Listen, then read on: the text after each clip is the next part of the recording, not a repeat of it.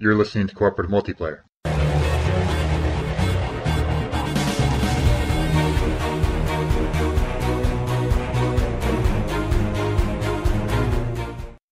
The official podcast of the 4-in-1 Game Zone.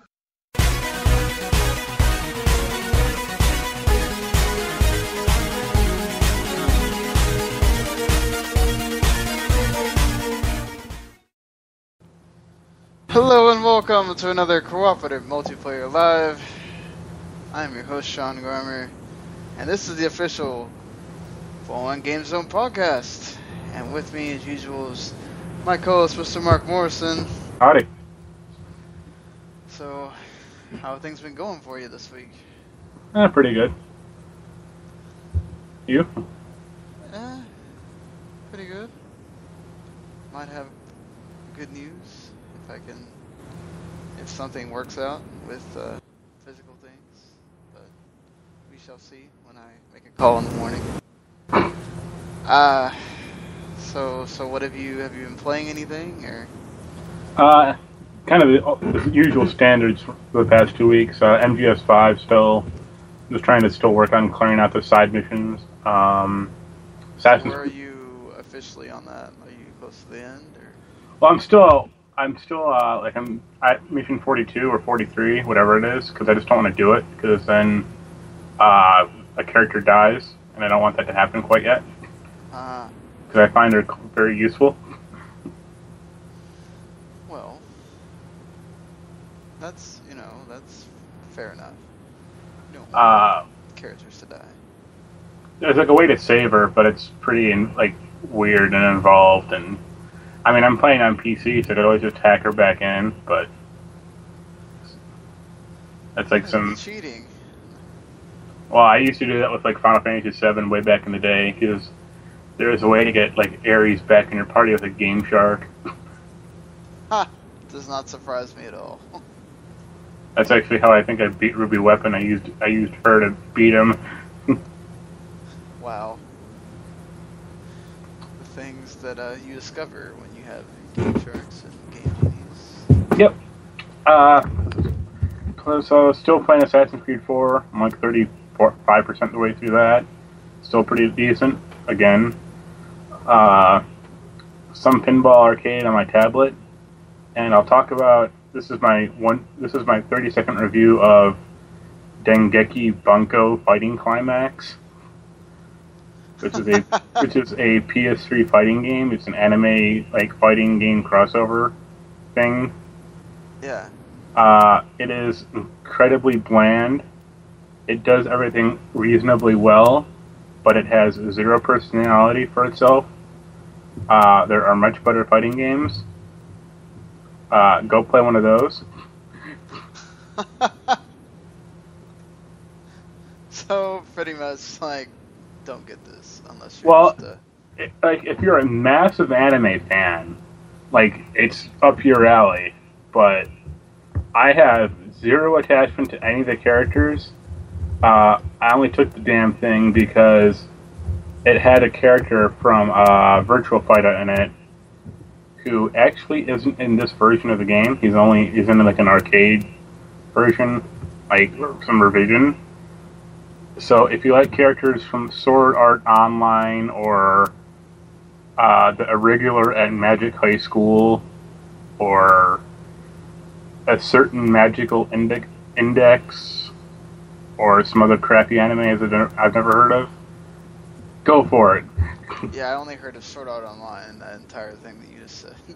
Yeah. I don't watch JoJo's Bizarre Adventure, but I can at least get some of the reference. But this game, I have nothing. And it's, a one-on-one 2D fighting game, which is fine, but there's nothing to distinguish it between this and every other fighting game.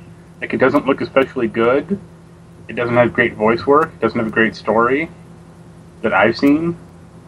So, yeah. Go play Persona or anything else that's cheaper probably at this point also. Yeah, definitely. I mean, if you're a big Sword Art Online fan, I'm sure you probably already know about this game anyway, so... Yeah, apparently it has at least 2 characters from Sword Art Online. It's like, Yeah, alright. probably the 2 main characters.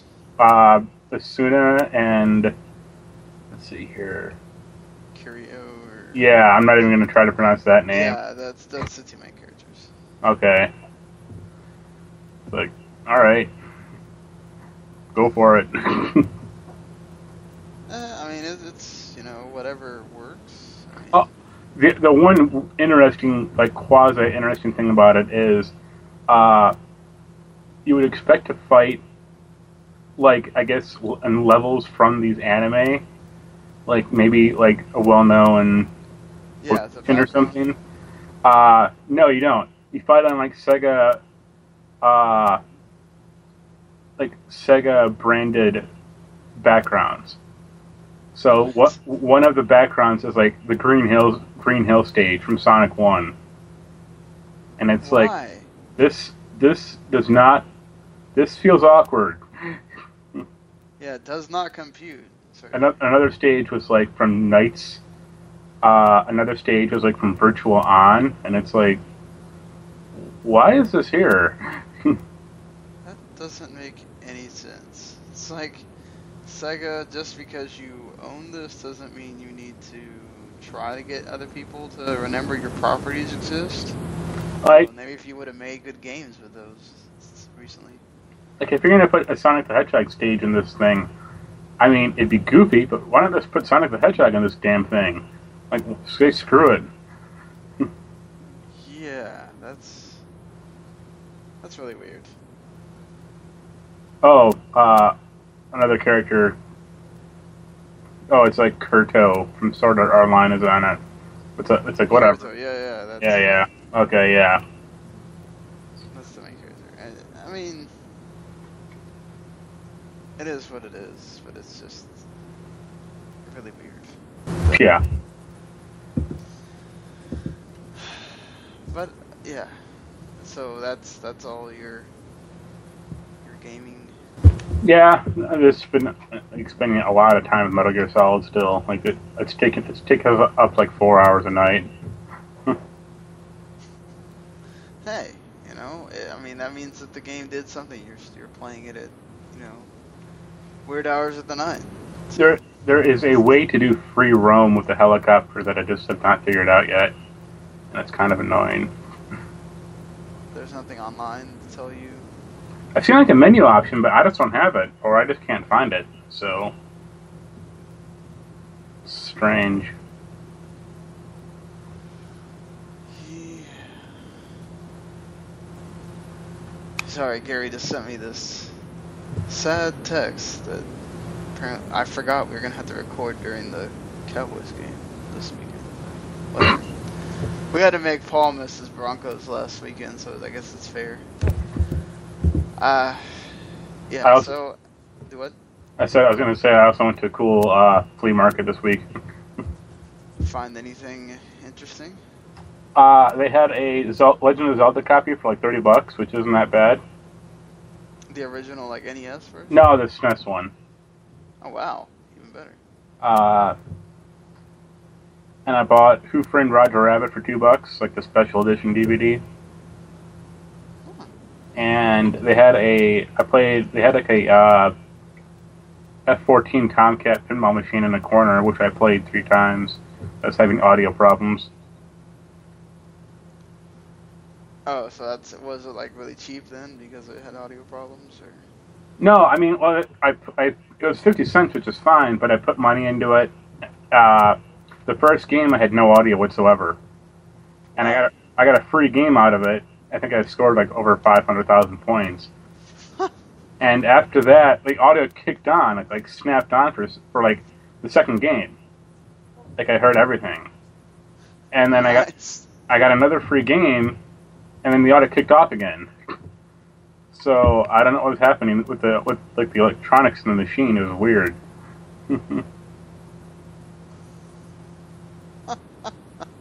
Wow. That's pretty wonky, but I guess it is a flea market, so. Yeah. It also annoyed me because, like, they had, like, 10 DVD and game, like, kiosks or, like, little tables, and only about half of them were open. Ah. Wait, so what? Why? I don't know. Like, people just didn't show up, or... Me and my roommate went up there, like, on, I think, Saturday at, like, noon. So if you'd expect people might be here. Yeah, but I mean, it's also flea markets. People might have other things to do. Yeah, that's true. You know, or just prefer to do something else, not related to that at all. Yeah. But yeah, I have been playing some more Disgaea 5. Which I always think is so funny. Like, you know, you talk to Adam, and I think he just has. I guess he has so much that you know goes on with him that like he doesn't ever remember when he gives you games. Yeah. And I'm like, I tell him, you know, oh, I'm gonna get that Disgaea review out because I know the game comes out on Tuesday. Technically, I'm gonna try to get it out before then, especially since I got to pick up Rock Band in the middle of the night at midnight on Monday. And he's like, okay, and he doesn't give you any inclination like, oh yeah, I remember I gave you that, or did you get that done yet, or anything. I'm just like, man, I'd hate to know how many guys have taken. I mean, this happened with me, obviously, sometimes, because it's, you know, you get to really wanting to do this review, and then something happens, and, like, weeks go by, and at that point, it's one of those where, is there even a point to still producing this review? But with 4-1, basically, I think my rule is, as long as it doesn't go over a month, it's still good, because we don't get the games before they release, hardly ever. So, you know, if your rule is usually 2 weeks after, if, say, it's a longer game, a month is still okay, so... But I'm really trying to get it in by this release date so that I can just get it out of the way and, you know, also just kind of get it out in a timely fashion, because it's always better to do it that way. And it's funny to me, and like some other people that, you know, we've had before Adam, and then just other websites that I've wrote for, like they're constantly on your butt about like, hey, this game, it comes out like now, like you need to have it, the review out now. And I'm just like, man, I'd hate to know if there's more people that should have been doing reviews that just didn't do them at all because Adam forgets that he gave it to you. He's been like that with me a few times, like with, I think Grandia too, he was like kind of like that, and like a few other games, but like not often, let's just say that. Yeah, but you usually stay on it yourself, you know, so I think he probably feels like, you know, that's usually why he goes to you more than anybody else. Not to mention it's just like us two and then like one other guy that kind of does the reviews anyway besides Adam, so, you know, and if anybody else was given a game, I haven't seen them do anything in a while, so it's just one of those. I just think it's like so many differences between different editors and things that they have going on and whatnot, how they deal with stuff. Yeah. But yeah, I mean, he did talk to me about possibly getting a Rock Band 4 code. And what sucks with Rock Band 4 is that for the Xbox, well, it would work the same way for the PS3 if you didn't have to use the dongles. But for the Xbox One, you have to have that legacy adapter. And supposedly Harmonix sold out of their legacy adapters that they were selling digitally really fast. I have not heard anything about a store is actually going to sell them separately. But I'm going to make calls and see, because obviously I could really use that $60 or $80 to go get an oil change in my car or something or like cut my hair, things that I really need to do that I couldn't do probably because I have to put another $40 on that game. Can't you play Rock Band with just a controller? I could do. I mean, I can sing just fine. That's actually no. the best instrument. I meant with like a controller. Like No. That's they stopped that. That's Okay. with only with Guitar Hero. Okay, The old Guitar Hero games. Yeah, I remember that. That was kind of goofy but fun. I could do everything with the microphone and just review it with the microphone and maybe try to find it online or something, and then whenever that comes in, I can finally play with the instruments. But that kind of defeats the purpose, because that's what everybody wants to know, is how it plays with all the instruments and stuff, especially with like the freestyle guitar solos that they have now and all that kind of stuff. I mean, I'll see. I mean, if it's available on Amazon, I could kind of just pay the extra for the Prime, or not the Prime, but like pay the extra for the shipping to get it here faster, and just take the hit, since I'm still saving some money from not having to buy the actual $80 version. Yeah. So let's see what happens. Well, plus he said don't like take his affirmative, because until it's there in his email, he's like don't not buy the game unless I tell you before Monday at midnight that it's there. So I was like, okay, well, yeah, let's see how it goes. I had a good story where, well, I told you about it, but I was supposed to get NBA 2K16 for review for PS4, and I entered the code in, and it was already used by someone else. Nice. And I doubt Adam used it himself. Like, that doesn't seem likely. He never does that. If he sends you a code, it's because he didn't use it. Yeah, but I like to think that like PR screwed up and just entered the code in for like 2 different publications or something like that. Like, good job, guys. Yeah, that's happened to me before, plenty of time, or at least 2 or 3 times, and even before Adam, and I had it just like what's happening with you, where the publisher did not respond at all after they gave us a code that didn't work, and I was like, okay, well, I guess they just didn't care that we didn't do the review for them. Okay, whatever, It was like one of these, I don't know if it was NIS or one of those companies that do the very the different myriad of anime-centered RPGs or whatnot. So it was just, I know it was a weirdly named game. I remember that, and Ramon was like, yeah, just never heard back from him, so I guess you don't have to do the review. It's like, okay, whatever. As long as it wasn't a hyperdementia game. I know it wasn't that, because I never cared about it. It might have been one of those Arch and Elico games or something, I can't remember really. But yeah, I mean the ways of game reviewers, sometimes this stuff happens. That being said, yeah, I'm gonna try to get the Disgaea 5 review out there. I'm probably gonna wind up doing it without really doing anything in the item world, because I'm trying to keep my characters balanced, and apparently you have to get to like level 10 with one of them. And I just got a new character, and then having to build up that character. And do you typically beat games before you review them? With RPGs, I try to, but with this game, it was gonna be impossible. So, yeah.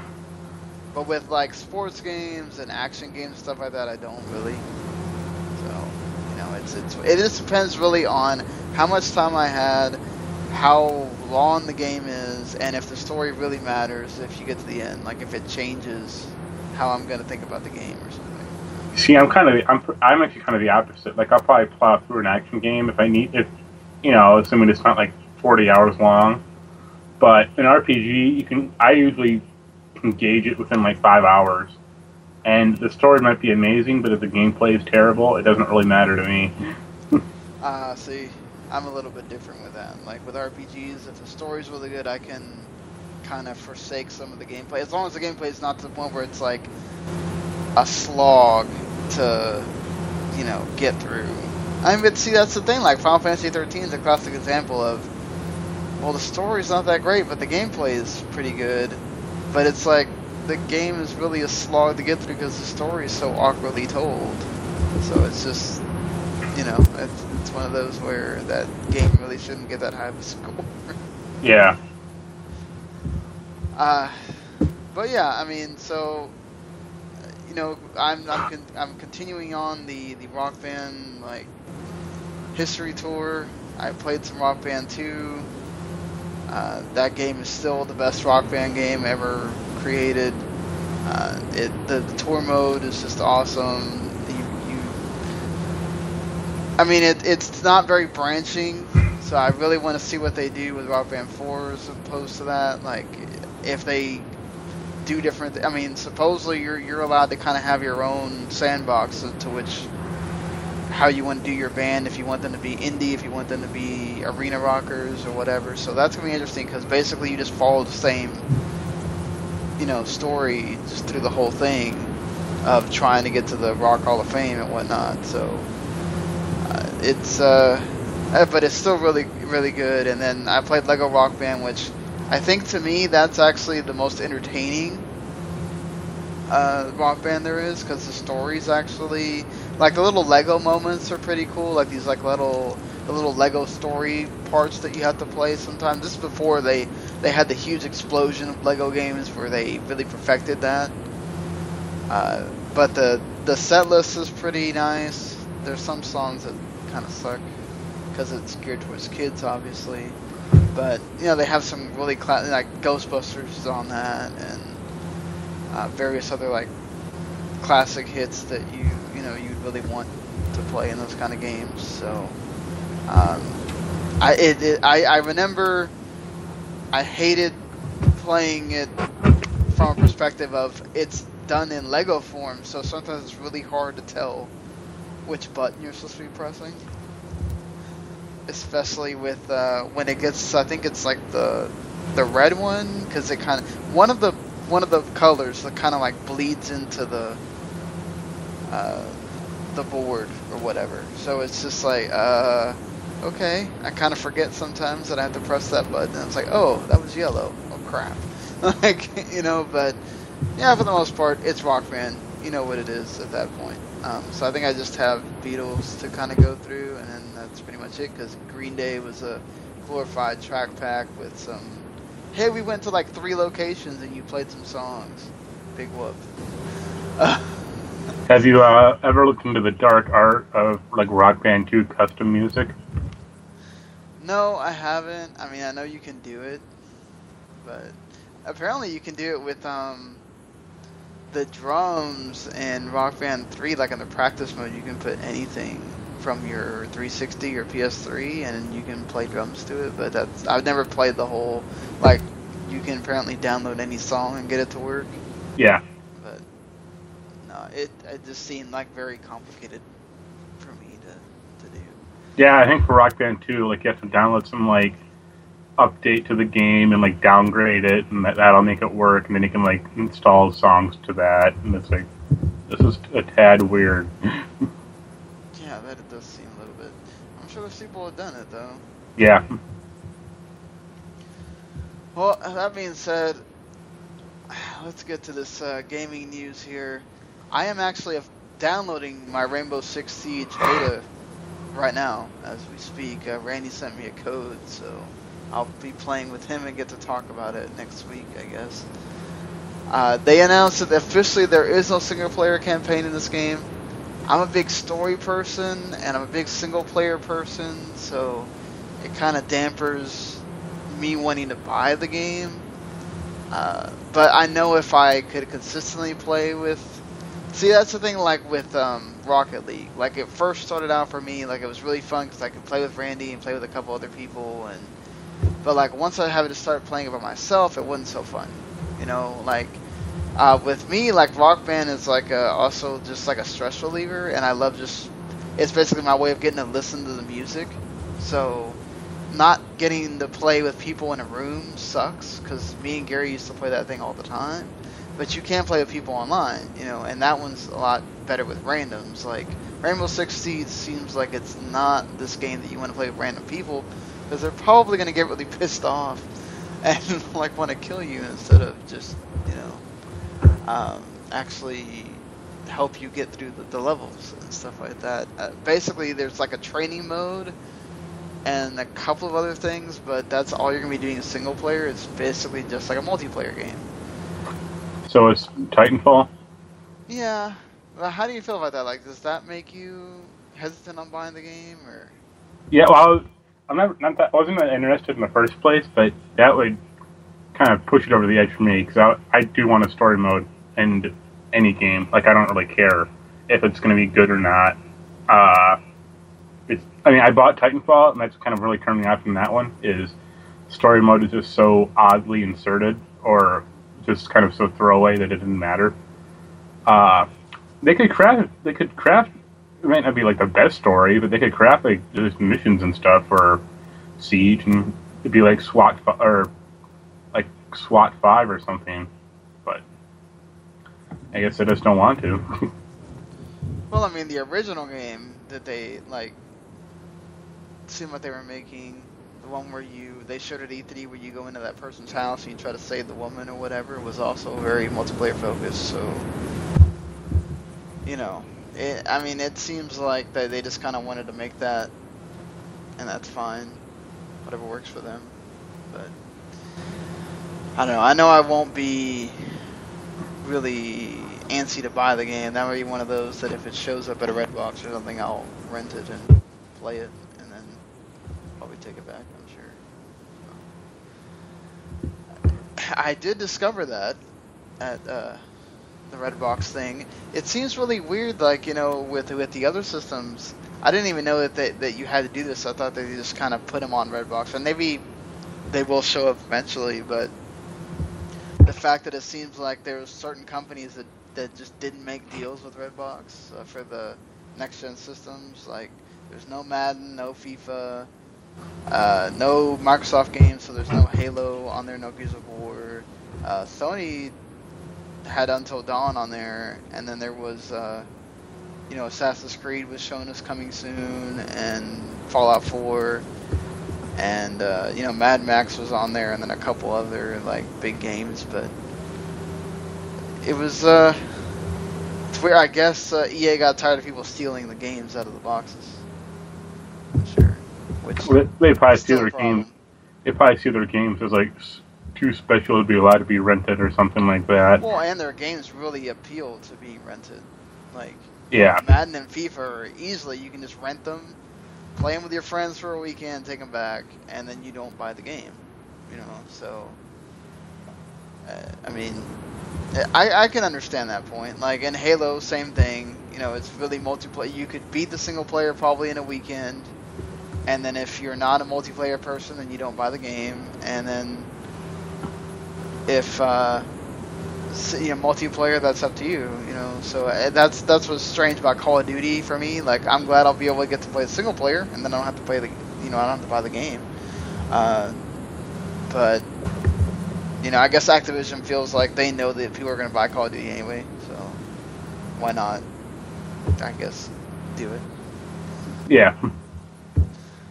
I mean, it also might be that in my location, they just started doing it, so in other places it could be that, you know, Madden's there and whatnot, so it might just be one of those where they're slowly rolling it out.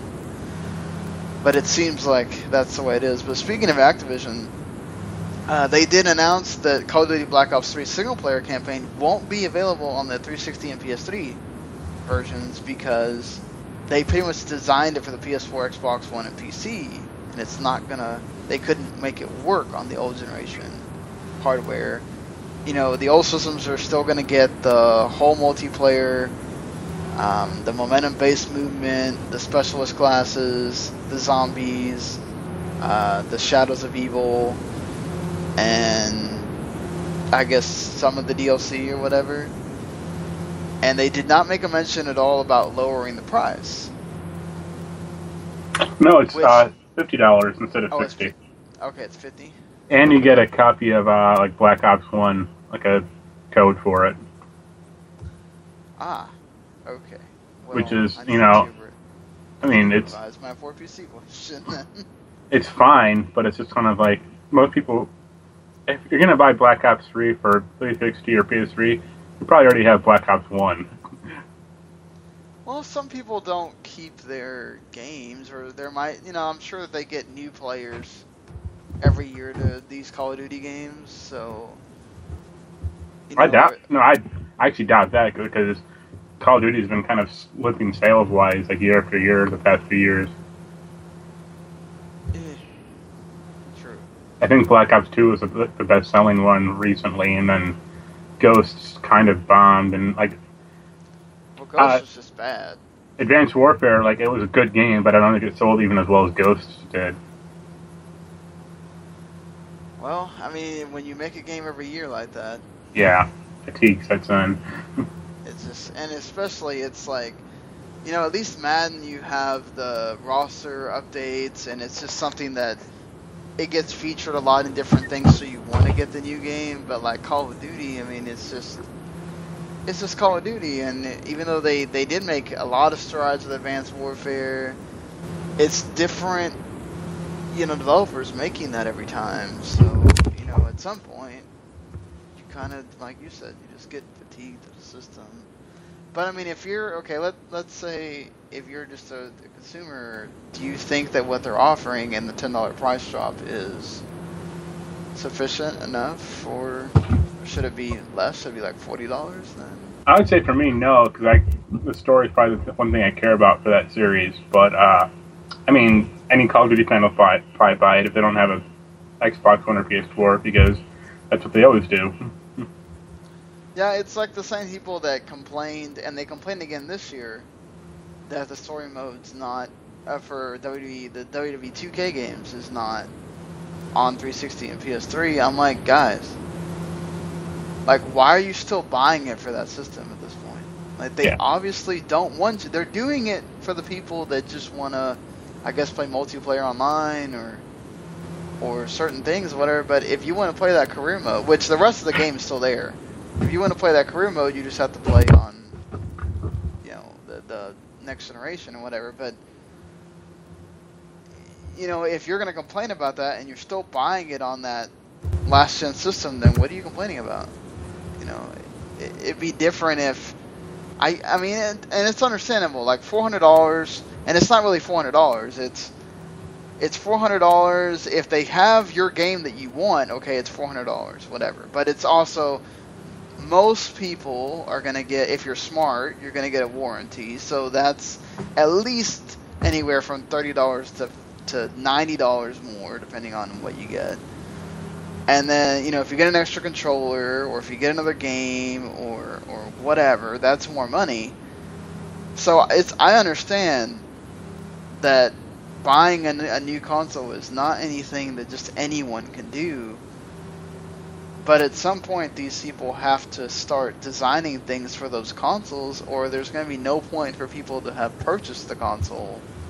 Not to mention to sit there and have all this money to upgrade their, oh crap, what's the word for this? Their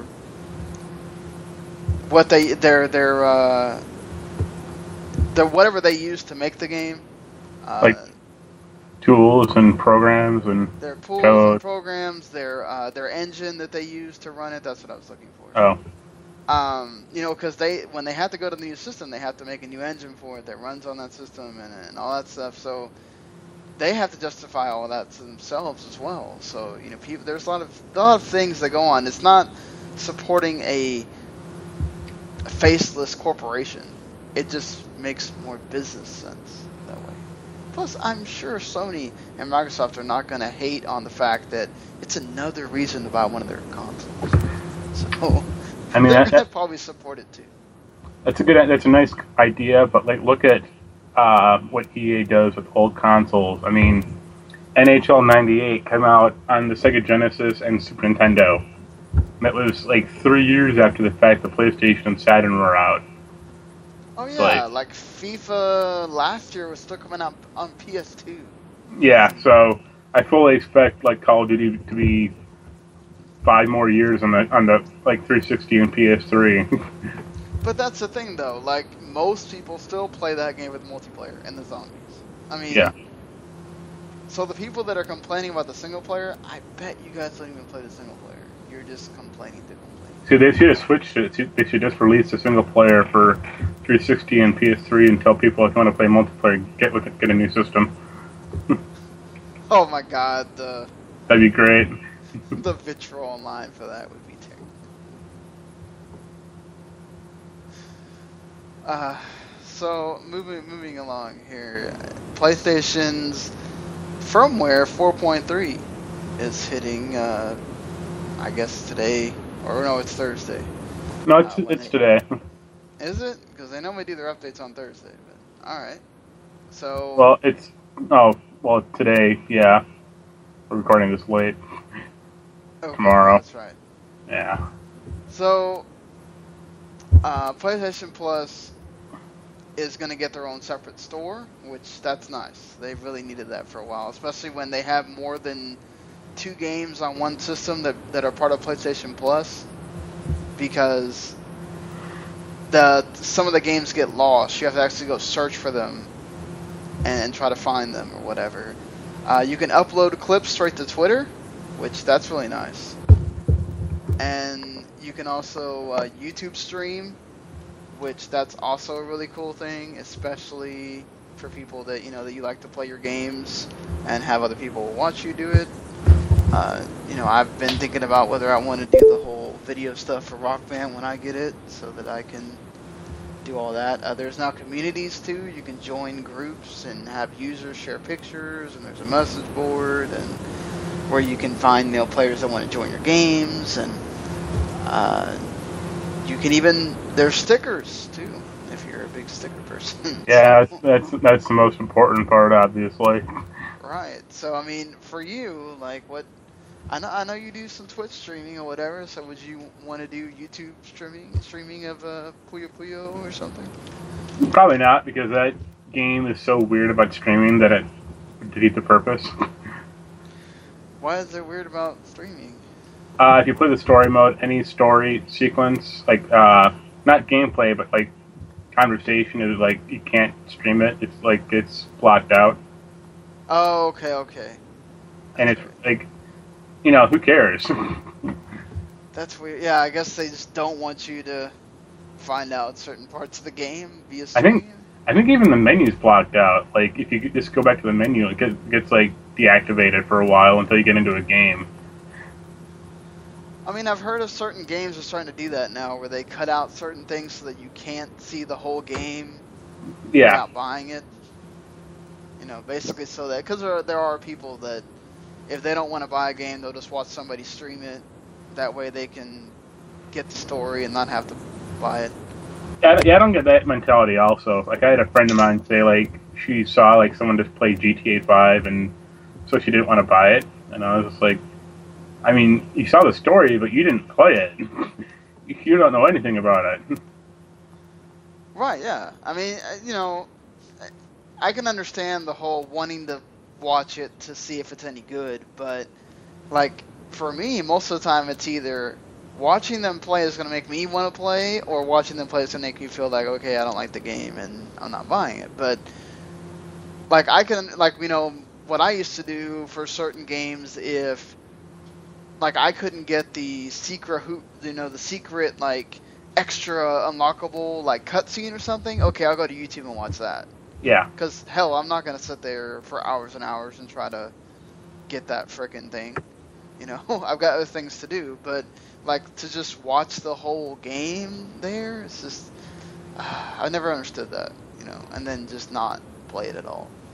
But, I mean, for me, I think that all this stuff is cool, that the communities would, obviously be awesome, because then you can go find people that share the same games as you, and you can get them to, I guess, be your friend, and you can talk to them outside of that message board, or just, play games with them or whatever, so that's one of the cool things I like about Rock Band, as well as you can find people that like the same songs as you, and you can play with them outside of that, setting where you're playing with all these other different people. If you want to play just with them, you can do that, so I think this opens up certain things for people.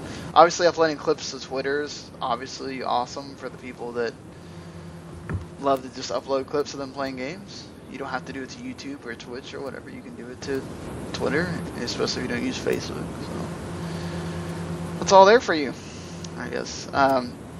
So Gamestop CEO Paul Raines believes that physical games are going to be around forever, he says. Even though there has been a 50% decline in musical sales and 60% decline in movie sales. But he thinks disc-based games will be around for a long time. I'm sure he's hoping that. Well, but see, this is what's funny. Like, this is why the thing that released last week, where GameStop has a problem with digital keys that are bundled inside the system, like, you know, the consoles, because they made just under $1 billion, 10% of their revenue on digital sales. So, like, what are you complaining about here? It's just, I mean, I get that you made a bunch more money on trade-ins and physical sales and all that kind of stuff, but you're obviously gonna be okay if it does go that route, because people can still, there's gonna be a ton of people that are not going to trust it, and there are a ton, especially after the PSN crash. There are a ton of people that still don't want to, like, I'll tell Gary, like, you know, I've always had a Microsoft console, and I always had my card on there, never had a problem, so I always just use my card to buy stuff, you know. Gary is one of those, like, he has a PS3, and if I tell him, hey, go buy this game or whatever's on sale, he's like, oh, I'm going to have to go buy a PS card from the store. He's like, I don't want to put my card on there because I don't trust that somebody's not going to get into it. And I'm like, well, okay, I can understand. You know, there's still a bunch of people like that. And they'll still want to come inside of a GameStop and pay for the little card that says, hey, I bought this game. You know, and especially now with, like, I don't know if you've been inside of a GameStop recently, but they are selling so much stuff that's not games now. Oh, they have to. Oh yeah, I'm sure, but, like, I've never been to a, like, until, like, a few months ago. Now I walk into GameStop and, like, half the store is those little Funko Pop toys, little things, yeah, the figures. They have, like, every single one of the Doctors and the stuff from Frozen and the Avengers, and they sell T-shirts and. Why do you think GameStop bought ThinkGeek? Yeah. Probably to cover themselves, I'm sure. Like, discs aren't going away for a while. Like, yeah, at least until the next console, probably. Yeah, I actually will probably think that PS5 and whatever the new Xbox is, they may still use discs. They'll probably give you different SKUs. But the consoles after that certainly won't use discs. Yeah, I'm sure. Hopefully by then we figured out this whole digital thing. At some point. Yeah. But, you know. It is what it is. I think sometimes GameStop fools themselves into putting out PR that's really not there. Well, also, like, they act like going into a GameStop is the best thing ever. And it's like, most people who go into GameStop just don't want to be hassled by pre-ordering or, you know, buying a subscription to Game Informer or the power-up card. It's like, no, they just want to go get the game and go. Right, but yeah, exactly. I mean, you know, I appreciate it when I walk in the store and they tell me hi and they want to help me find the game that I'm looking for, and I'm like, okay, cool. Sometimes I'll just be like, yeah, I'm looking for this game, and they'll just tell me if it's there or not. Yeah, but they don't need to, like, go through, like, a 9-step checklist with every customer. Like, do you have a pre-order? Have any pre-orders? Do you the subscription, the power-up card, anything else? It's like, no. Leave me alone. I'm just going to go to Best Buy. Yeah, I mean, I do have their power-up card, and it's you know, 10% is what it is, but I do get Game Informer still, so I still use it. But, I mean, it's just, I totally get you, especially on the phone. Like, when I call, it's like, I don't want to hear you have to tell me about, oh, I can pre-order this game or whatever. Just answer the phone, say hello, and I can get my question and get off. Like, you know, just, come on now.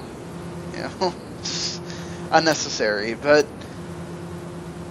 I mean, I understand it's retail. They got to make their money. That's how these guys stay employed. Because apparently the security, the loss prevention people and just the bosses in general are, like, terrible the way they watch you. There's apparently been reports of, like, they even have audio recording, and that's illegal. So That doesn't sound creepy. I mean, but apparently they watch you like the entire time you're there at work, like from their their houses and everything. It's like, jeez. I mean, there's only so much stuff you can do in that store. It's Yeah. small. I mean, but whatever. I think that's just so overbearing and everything that you walk in there and then like the worst thing is like some of the people that you can tell aren't gamers, but they work there, and they can't tell you if this about this game or anything at all, or you try to talk to them about games and they're like, huh? I just work here. I'm like, okay, whatever. I can understand. That's where you make a mistake. You try to talk to those people. Yeah, I guess. Mhm. I shouldn't. I mean, I can understand the clerk at Walmart that works in the electronics section not, needing to play games or whatever.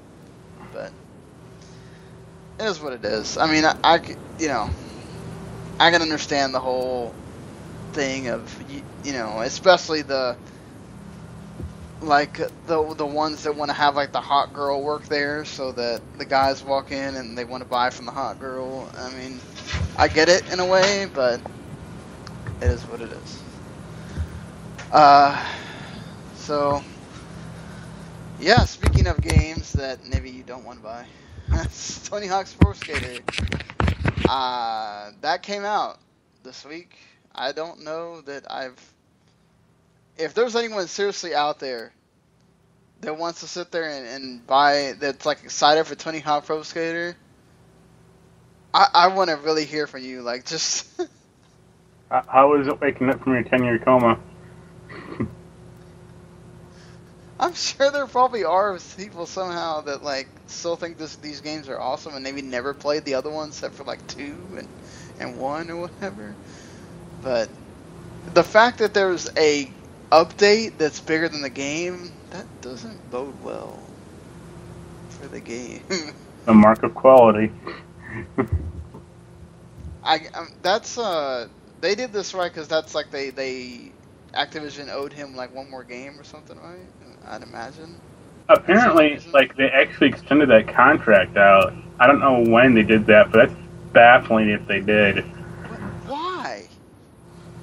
Like, I can't imagine anyone is still buying like these games or caring about these extreme sports things at all. Like, I mean, I know ESPN still does the X Games and stuff, but I mean, they put that thing on at such weird hours now because they know it doesn't really draw, that you'd really think that nobody cared about that stuff. I mean, I've never heard anybody go, oh yeah, that. I mean, why do you think they haven't made an SSX game in a while? Like, I can't imagine somebody going, oh yeah, I'm so dying to play this skateboarding game now. It's just, whatever. Especially if it's, I guess they're hoping Tony Hawk still has a name. Yeah, but isn't he like pushing 50? Yeah, I mean, I still see his, we apparently sell his skateboards in our store. I'm like, do these kids even know who that is? They're skating right now. Okay. Is he even still skating at this point? Kind of, yeah. Okay. Well, at least he's still doing it. Well, Hitman actually at least got a release date, March 11th of 2016. And Square is going to reward you, I guess, by giving you DLC for 3 months straight. Well, it's like the maps that were going to be included with it, but... Oh, okay. Well, yeah, it's just like the new missions and stuff. At least they're not making you wait a long time. Yeah, I mean, it's good. That's actually a pretty quick turnaround. So I know you're excited for Mega Man Legends coming out. Oh yeah. Is there like a PS1 game that you'd want to see come out? I mean, I know they've released a bunch of them at this point, but Let's see.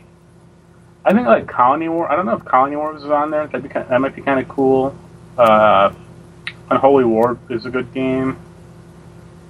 Like G Police, that'd be kind of fun. Or like Future Cop. But like a lot of the PS1 games that I like, I think are pretty much already on there. Yeah, same thing here. Most of the games that I cared for from the PS1 are on there in some way or another. Is Grandia 1 on there? I don't think. I think that might be one of the few that are not on there. Okay. But, I mean, other than that, most of them are on there. There's probably some obscure ones that aren't, I'm sure. But, you know, they're not trying to just placate to me. They're trying to get the ones that they know might actually sell. Get the Japanese Pepsi Man game on there. That's what I want. That would be great, though. So, you know, Lego Dimensions came out on Sunday. So now there's 3 Toys to Life games out there. I know I've heard you say that Lego Dimensions really interests you. Are you still sort of there with that? Or, I mean, I know you have Disney Infinity, so... I'd say it interests me, but I think the price point's too high. The figures are just a little too pricey. You know, the figure's a little bit more expensive than are they the same, or are they a little more expensive than I mean, they might be a little more, I'm not sure, because I know Lego's always expensive. Because adults buy them because they're dumb. Hey, don't hate on Well, you have a kid. No, you have a kid. If you buy Legos, that, you know, you have that excuse. But I see people online like buying Legos. Like, I bought the Millennium Falcon. It cost me $200. It's 4,000 pieces. I'm just like, why don't you just buy a 3D puzzle? It's the same thing. Oh, there's people that like still grow up with them, you know, and they want that whole effect there. I think it just. I mean, there's a popular wrestler, Finn Balor from NXT. He does stuff with Legos in his spare time. I mean, there's just certain people that they love constructing that stuff. There's people that buy those models of like Call of Duty and Halo. I mean, and you know they go to our store and buy those, and I'm like, I don't know why, but okay, whatever works for you. I mean, to be fair, at least the characters are apparently they cost the same. Actually, I think they cost $1 more, but you also get a vehicle with them. It's not just the character. So that's good. There's that. I read some reviews of the game, and they pretty much said it's just kind of just like every other Lego game, but more. Which, I mean, is good and bad. So it's like a Lego game. Because more blown out, because you're going to like way different levels and stuff, but the same kind of. Does it have like a concurrent story, or? Well, it has like a storyline. I didn't read too much into that. But just kind of the same like gameplay problems that have existed that series for years are also in this game. Oh, it's the same thing like Infinity. I mean, Infinity is basically like a Lego game, but with Disney characters. I mean. Yeah, but that's only 3 years. That's not 6. Right, but also Disney's trying to get you to play the other thing too. So they're trying to get you to play the toy box. And yeah. Whatever. The play sets are basically there to add more stuff. Like one of the complaints I saw was like the vehicle control in like Lego Dimensions is like still not good, and I'm just thinking like in every Lego game it's been terrible. Like why can't they figure that out? Yeah, I mean I liked Lego Marvel, but eventually I just got tired of it because it was just.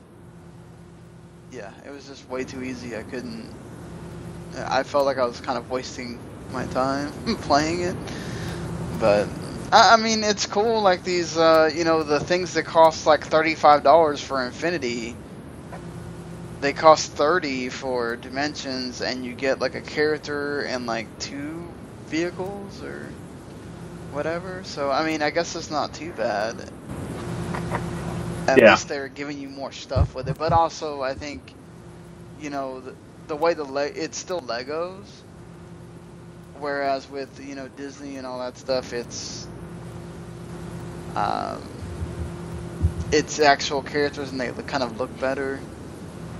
I mean, the Skylanders ones are whatever they are, but they're also not characters that we know, so it doesn't really matter. Who doesn't know Stealth Elf? No, Stealth Elf. The one that comes with like every freaking one, and it's pointless. So it seems like the starter pack comes with 2 characters, the portal thing. Oh no, 3 characters, the portal thing, and a car. Yeah, but isn't it also $100? Yeah, it's $100, but the other ones are $75, and you only get the 3 characters. So I guess they're charging you $15 for the. I saw Infinity 3.0 on sale today for $50. Where? Best Buy. That's on their website. Oh, Like wow. the Star Wars pack and everything. It's like, all right. That's crazy. They're already putting that thing on sale. Oh, but I want the damn Simpsons one. I need to stop looking at this. Yeah, I mean, don't get me wrong. Like, I think actually personally, like, I think, like, Lego has like a lot more in my interest, like the Doctor Who stuff, Back to the Future, Simpsons to a lesser degree. Stuff like those characters like cohabitating like a level is cool, but right, it's something that Disney refuses to do, except for in the toy box. But which I still think is silly. But I mean, imagine what they'd probably get more people to buy those characters if you could mix them up. Wouldn't you think? Like, I would buy more characters if I could sit there and play with, say, like Aladdin, Iron Man, and Jack Sparrow all in one level. I mean, instead of just, okay, well, I can only play with Jack Sparrow on the Jack Sparrow level and all that stuff. It just seems a bit. well, that's why you buy the Toy Box Takeover and go that route. I guess. But, the toy box thing isn't like. Or at least the toy box thing where you're making the toy box isn't as exciting as the playset stuff. But it's whatever.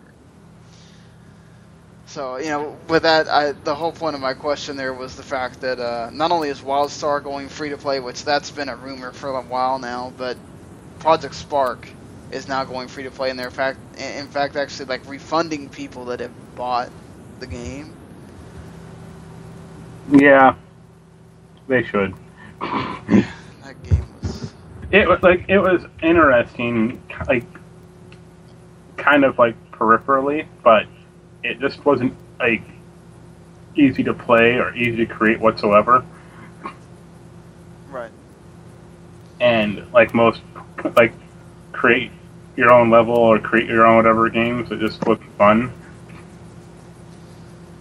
Yeah, I mean, you'd think that it would just kind of wear out after a while. Like, there's only so much you can do. But hey, we got just totally into creating stuff. If you like creating Conquer levels, there you go. Right. Well, Sony will apparently not be creating another PlayStation Vita, as they're saying that the mobile market has pretty much made it to where there's kind of no point for them to do it. Not to mention, it's kind of their fault. They stopped, supporting the Vita as far as first party wise, really. The saddest, yeah. Yeah, go ahead. Sorry. The saddest part about the Vita is like if the best Vita game on that thing probably still is Persona 4 Golden. Probably. Other than the Uncharted game, that was actually pretty good. That got like mixed reviews actually though, and it's like, yeah, if the best game on this thing is a port of a PS2 RPG, that says something.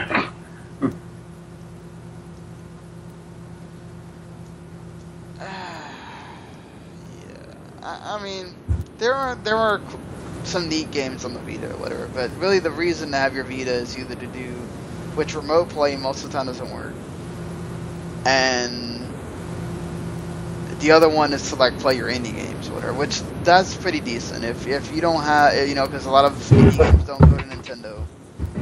So if you have an indie game that is on your PS4 or something, it's cross-buy or cross-save or cross-play, you can put it on your Vita and play it, you know, and that's pretty cool. But do you want to pay $200 for that? Yeah. And that's my only deal with that, is that there are a lot of games, and if they ever come out with a big price drop on the Vita, I might think about it one day just to play some of those games. But you should get the PlayStation TV, that little micro console. Did you hear about?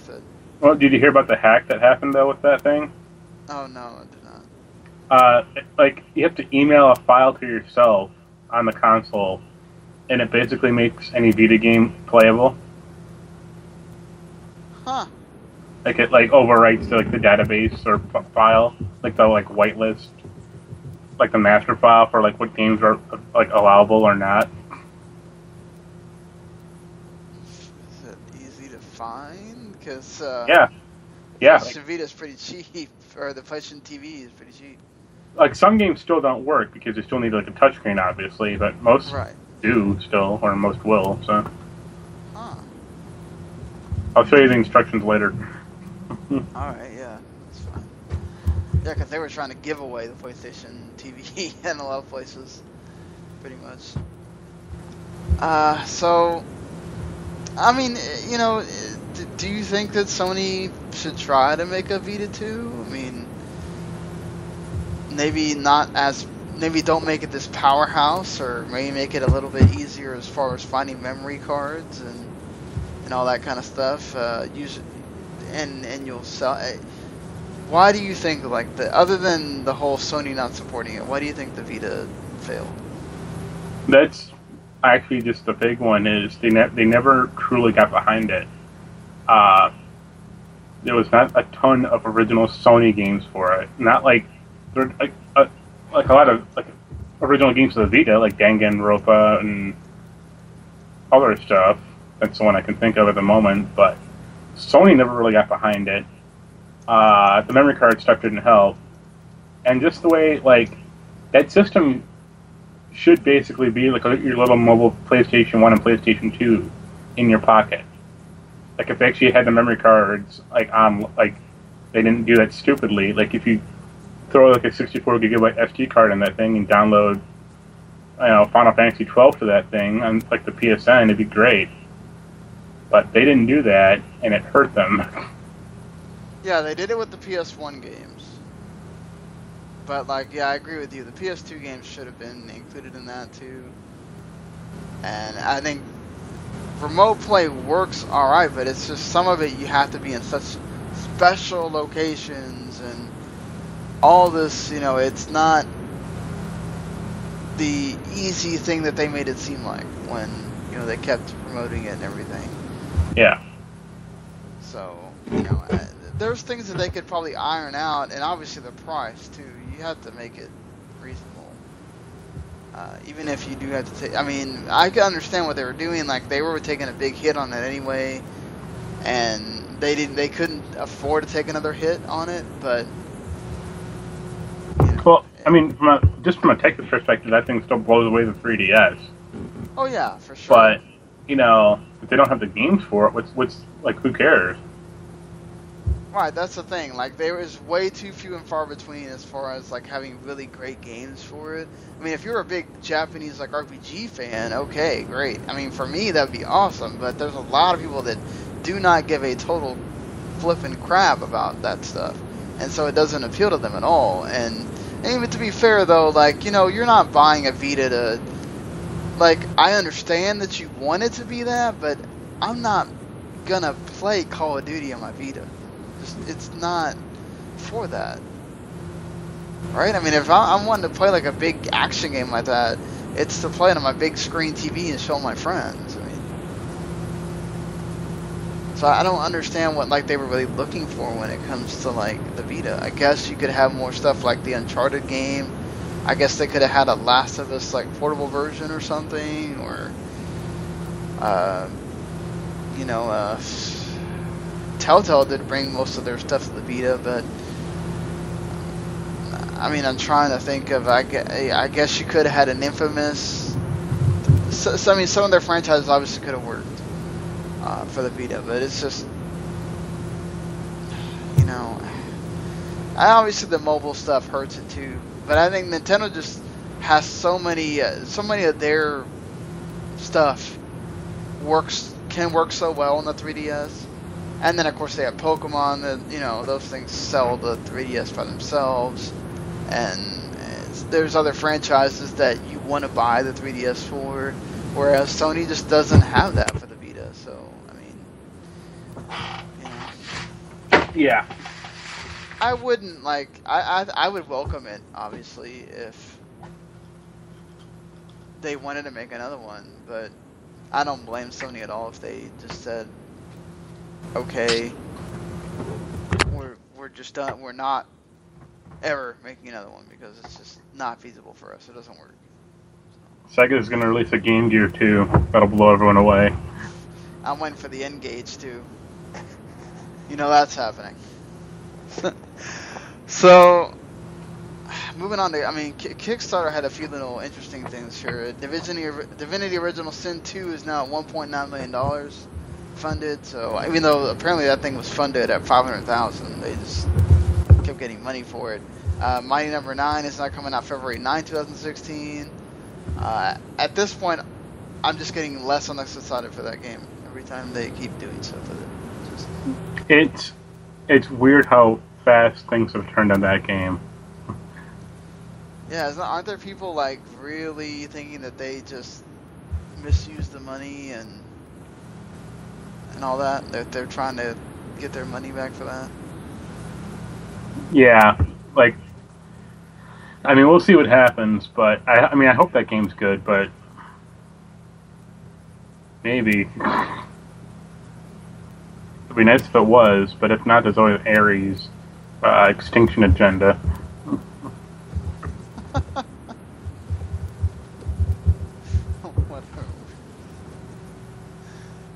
So the big thing here is that apparently there's a developer called Golcom Games.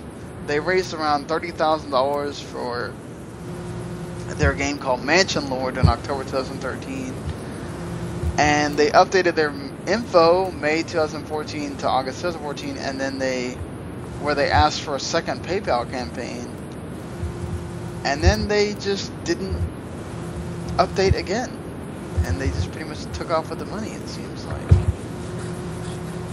I mean, I think, I remember right, the Kickstarter was trying to make some kind of rules where you did have to continually update people on the games now, or they could force you to give them a refund or something, but there's got to be some way where they can hold these guys accountable, because if they're just running off with the money, I mean, at some point, wouldn't Kickstarter have to give them back the money, or?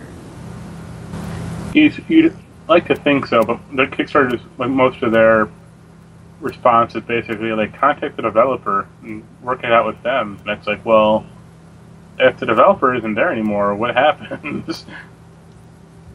Right. They left. Like, there's no one to work out with. Yeah, I mean, you can't really do anything if they just took off and they're not answering.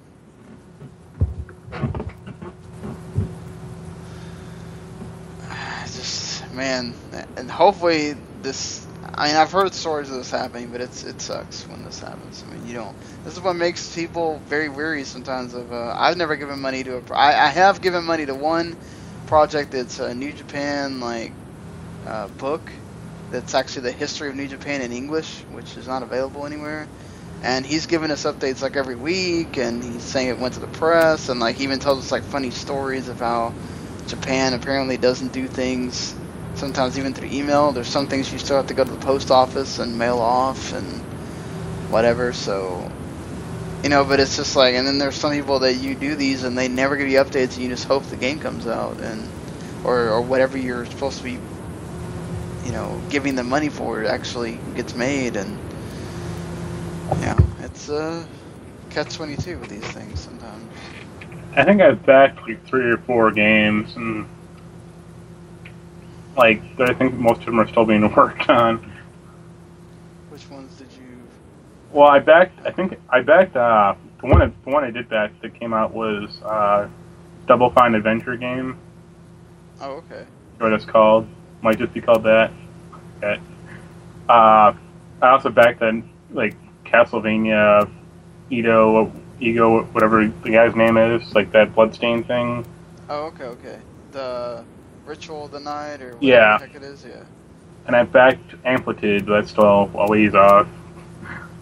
I wanted to do that. I didn't have the money right there when they were asking for it.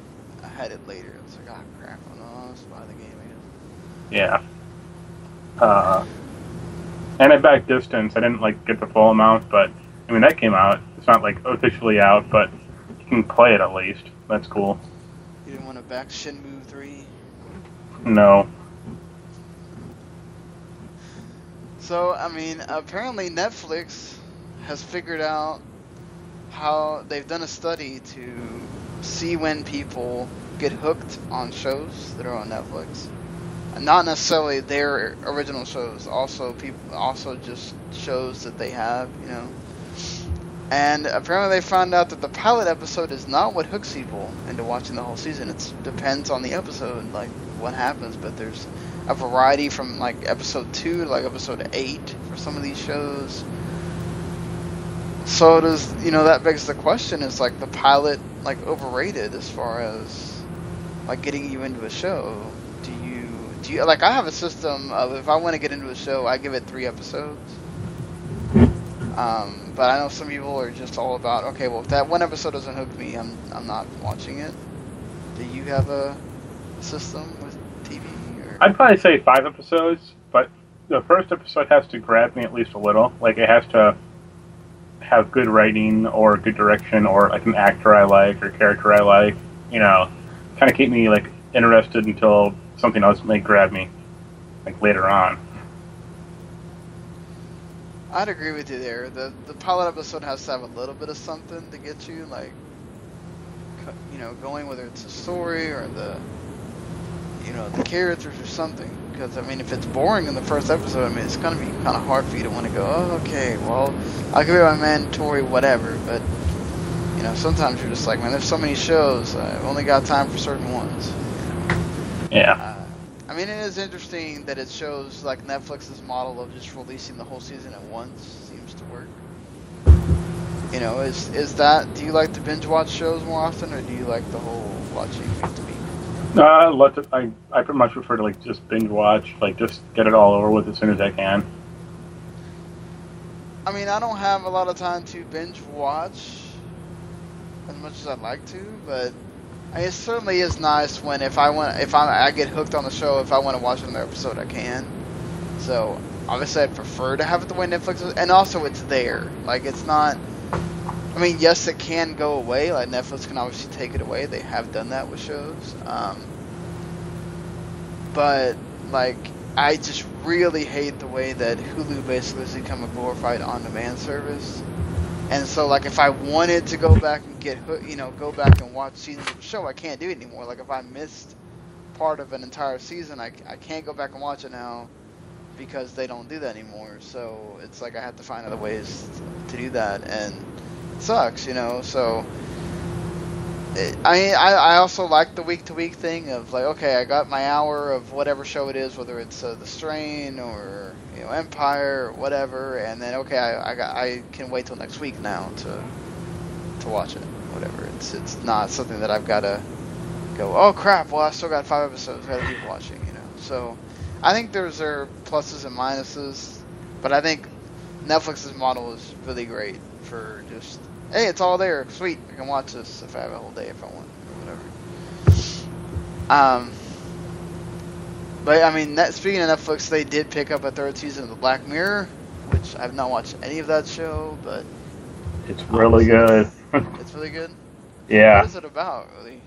It's an anthology show. I don't want to say it's not like Twilight Zone, but it's kind of like that, like kind of some of that format. Like, it's basically a lot of dystopian or like slightly dystopian future tales Okay. Like, their first episode, it takes, well, it's all, pretty much all takes place in the UK, but like the first episode, the princess in Great Britain gets kidnapped, and the kidnapper basically says to the Prime Minister, I will release her if you have sex with a pig on live TV. So the 40 minutes of the episode is like about him, like whether or not he'll have sex with a pig to save her. Wow. And given what's happened in the UK, like literally with David Cameron, that's it. It gets even more funny. That sounds gross. Well, like another episode, like a lot of them are like very backloaded, so I don't want to like get into spoilers. But like one episode is like, everyone is like riding exercise bikes and they're like watching like basically a form of American Idol, and everything takes like money. Like if you want to skip commercials on the television, you have to pay money to do it. Oh, okay. So it's like that's like a very dystopian type of future. Right. Imagine if you didn't have the money to skip a commercial and you had to watch it. Yeah, that's what we got to do now anyway. Hey, unless you have, I guess that technically is, if you don't have money to get a DVR, that's kind of what you got to do. Yeah. That's pretty interesting, actually. Might have to. I mean, I think it's all on Netflix right now. So, yeah, there's only 7 episodes out there too. So. Oh, okay. That's not a whole lot. No, that's why Netflix ordered 12 episodes. That's like more than the entire show has had right now. Ah, okay. So, can you believe it?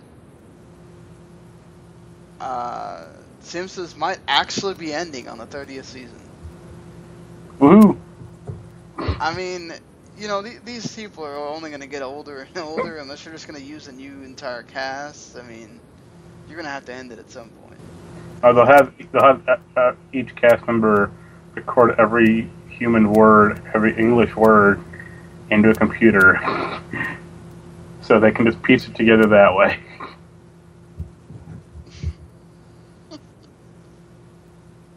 Well,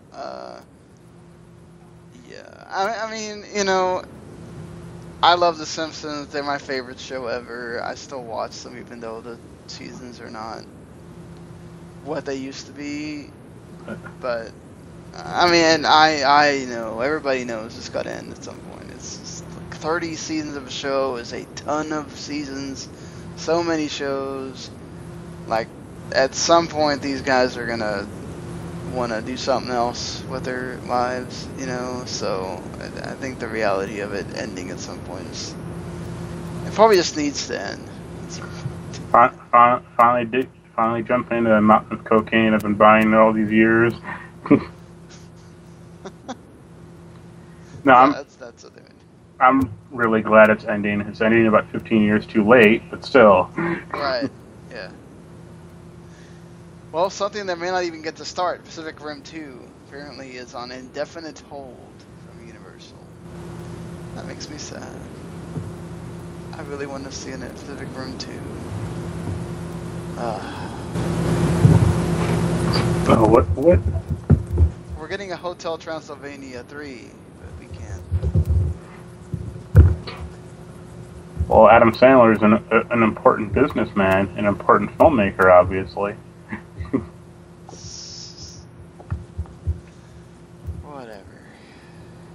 Guillermo del Toro makes awesome stuff, man. Don't worry, Pacific Rim 2 might be canceled, but we're going to get a Mimic 2, and that'll be great. Oh, boy. Somebody asked for that. And somehow we're going to get a Fast and Furious 10. Ugh. Why? As much of a tragedy as it was that Paul Walker died, doesn't the franchise kind of die with him also?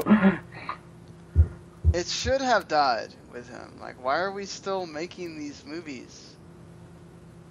Like, do we really need to have 10 Fast and the Furious movies? It's because the Wheelman never took off as a film. Hollywood, man, y'all are just ridiculous. Whatever. I mean, look, they're good movies and all, but it's just, I mean, it just gets on my nerves at some point. Just the fact that we're just still continuing with this on and on. Just Paul Walker passed. So let's let it go. You can make another series of movies. I mean, it's happened before. So somehow The Goonies is getting a sequel after all these years. I honestly am not that excited about it. I'm not gonna get my hopes up on. I never saw it. Capturing the magic. So. Never saw it. It's probably too good. I'm probably too old to go back to it now. Also. Yeah, I mean, you can. I mean, it's whatever. It's one of those fun. It's like one of those fun movies that, yeah, you'll enjoy it as a kid or whatever. But I think you still watch it now. I mean, it's real. It's kind of corny too. So obviously from back in that time, the '80s.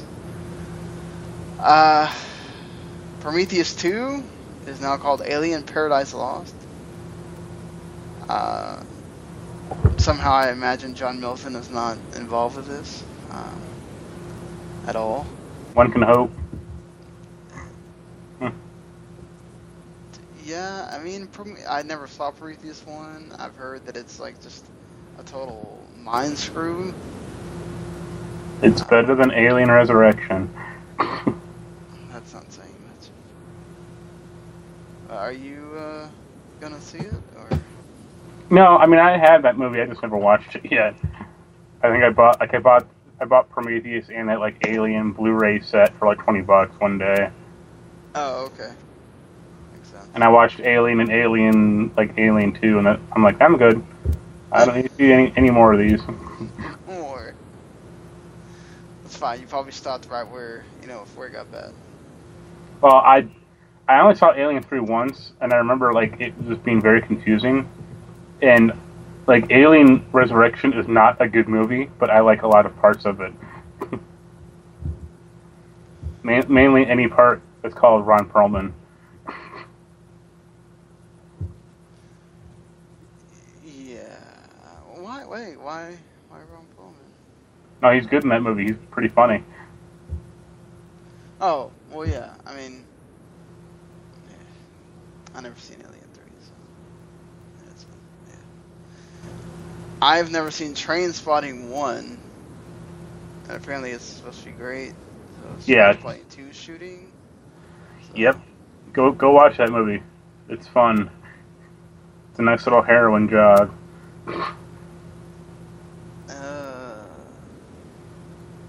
Maybe. It's very Scottish and kind of bleak, but it has a lot of humor in it also. Okay, that's fine. I mean, I'll probably one of those I might watch with the wife. For some reason, she likes to watch those movies where I guess it kind of makes her feel like this is why I stopped doing that kind of thing. I don't know. Yeah. Whatever. There's a really great scene in Trainspotting where I think,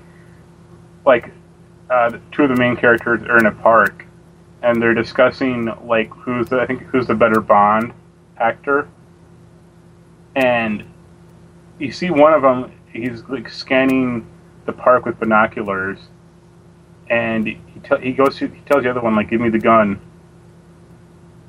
and he pulls out this little sniper BB rifle thing, and he's looking at a guy laying down with a dog, and he shoots the dog in the ass, and the dog attacks his owner. Wow. Nice. Apparently,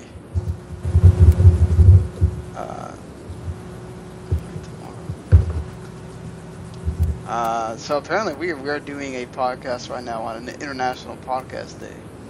So, go us. We'll be say we're part of that, I guess. Yeah. Whatever works. I did not watch these trailers for X-Files or Jessica Jones, but I'm assuming they're pretty interesting. I only saw the one for Jessica Jones because I don't think X-Files is going to be good. You don't? Like, I loved X-Files.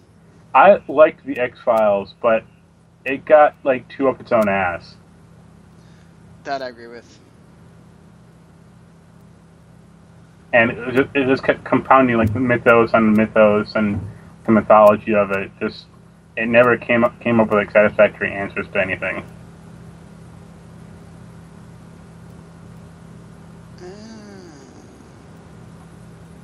Well, yeah, I mean, that's true. Like, the main story, the kind of just never really, like, gets wrapped up, and they put little parts of it there. It sort of became this episodic, like, thing we're doing this week, and then, yeah.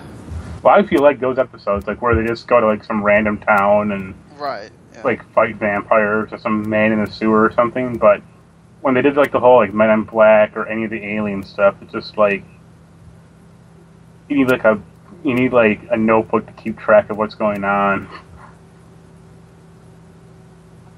Yeah, it's so true.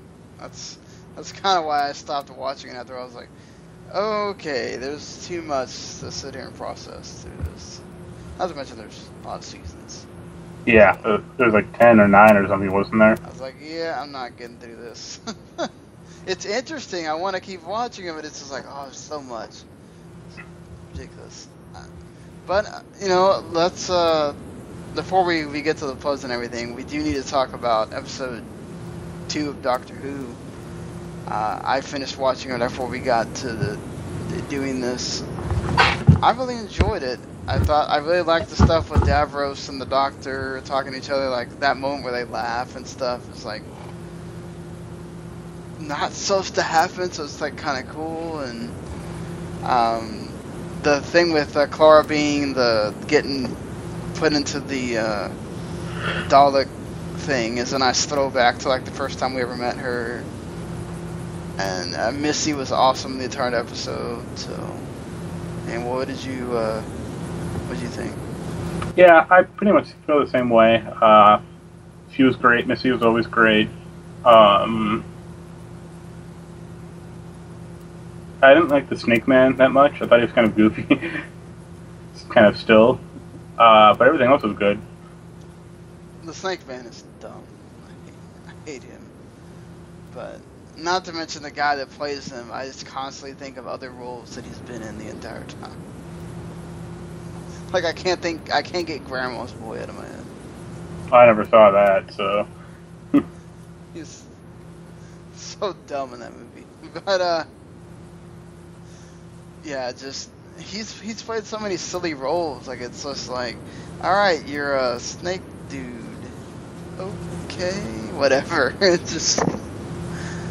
But yeah, I mean, it was like the stuff with Missy and Clara was interesting. The whole backstory with the Doctor, I guess that's going to be our whole thing through this season, I'd imagine. Like, why did the Doctor run from Gallifrey?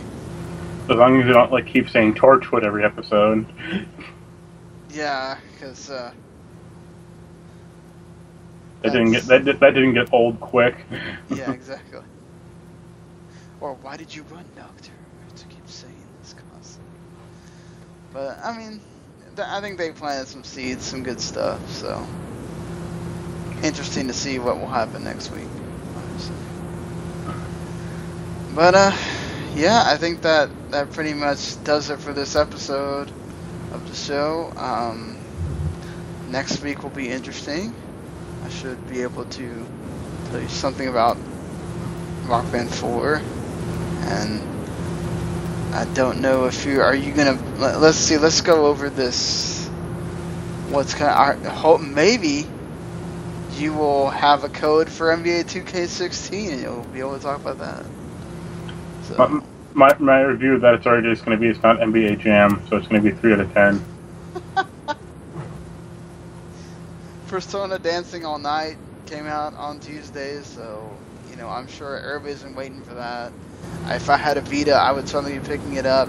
Lego Dimensions came out on Sunday. I'm sure everybody that's already wanted that has gotten that thing. Mighty Gunvolt coming to the PC. Fallout Anthology. Are you interested in picking that up at all? Or, I mean, you already have all the games. Yeah, so it's kind of... I mean, the case looks cool, that's about it. Yeah, I mean, that's the thing. Like, the case was like the ones like, oh, man.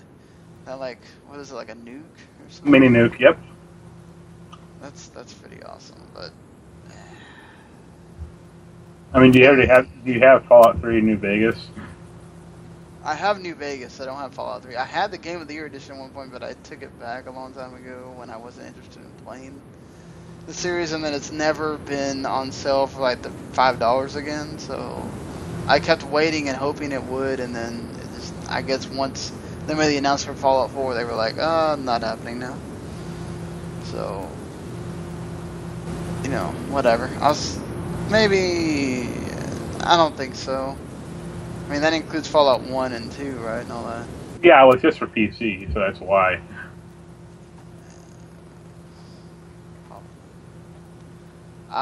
That game that Marc is reviewing right now, the fighting game or whatever, it doesn't come out till next week. I thought it was already out. No, it comes out October 6th. Apparently. I've been talking to a friend of mine who's reviewing it also, and he's just like, yep. I don't like it either. Like, yeah. That Escapist Walking Dead comes out today, actually. I kind of want to play that, but... I'm sort of interested in it, too.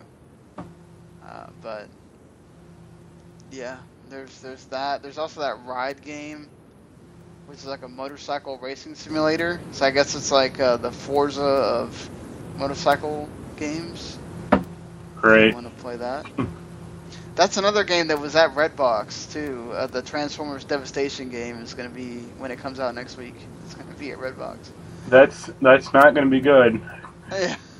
That depresses me, because I really like Platinum, because they made, like, Bayonetta and, like, Metal Gear Rising. But those last two, the Journey Collector's Edition also comes out today, by the way.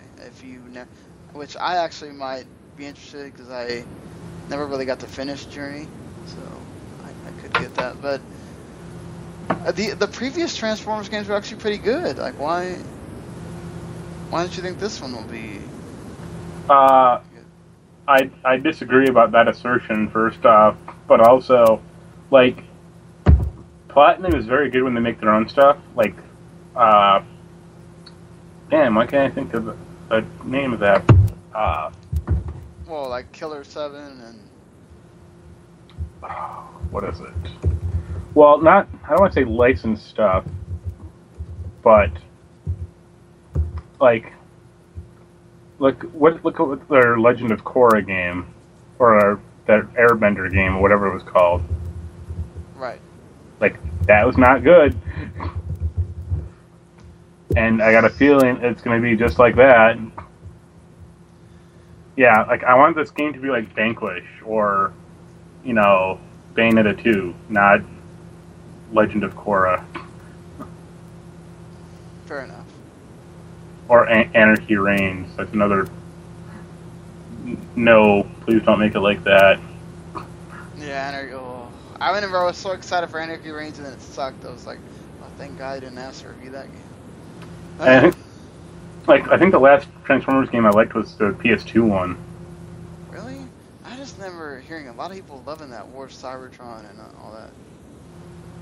For some reason. Like, I think it did better. Like, it was, like, a little better, but it's just... Like, also, like, Activision passes that franchise around to, like, every developer, so... That's another reason that makes me, like, very hesitant about, like, how much they care about, like, putting money into the game. Right. Well, I mean, you know, have fun with whatever games you decide to buy. Next week will obviously be the week for me where I'm going to be super excited, so... I've been waiting for this game to come out. They already announced that they're going to have their first free update in December.